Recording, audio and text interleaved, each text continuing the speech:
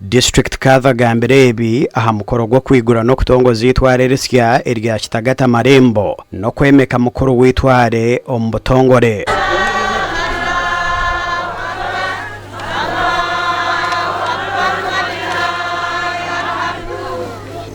Esente zibarundana zikore mukasa nyenda kuzagaruka ari hechikozirwe akobe bintu byo kumana mutugirana tuzakora nyene tinkubyenda kandi nimbashaba sebo bigwira account yitwari tinkwende sente zo mungaro account mukishomera abantu bajimanye araba ine sente aziteka ali account kuziraza kurugayo buri muntu wena benazimanya ngo zakora ki zarugayo. Kathona arabwira abebembezi okurekeraho kutembera gari omu mahembe hatyo nuko kufitaho ekiragiro ngo tihine ekintu kyona ekishemereire kukorwa aha muzikiti ogwanya Kanyinya kurugana eshaaha egi omukuru w'itwara atakukimanya kandi omukuru w'itware takukora wenka nakora n'orukiiko.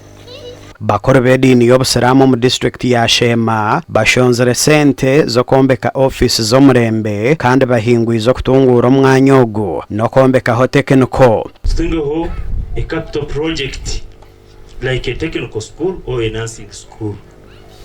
Plan zitu tukwenda tukomariye cyabo ko mu cweke bitwine byo no muri Shema Nyakanya niyo kukiza yitaka ry'obusiramu kandi murengo mwakora project taha mwateka hamaju mwateka hentoke abukatina rabakore nimwe murabiye kore abantu muza fitebekanisi zitwareri mukuratira procedure zone mugire enkiko zone afutandikira grassroots mugire enkiko kusiyayibu abantu abarendo batunguka tubakutunguka ngo bakonke ekibokore babanza bashitama batebekanisa bagira enkiko mwaganira ekyo mwa resolving abantu mwakora ki mwagenda nacyo ekyo neshonga mukuru muno. Mukuru witwareri atongozibwe bwa nyuma yo kutera ebiragano kandi araganise kwatanisa na ganda madini ninsima distrikali n'orukiikorwe okuntekamu obwesigwa akankwasa itwareri era nimbahamizanga ubuzimazima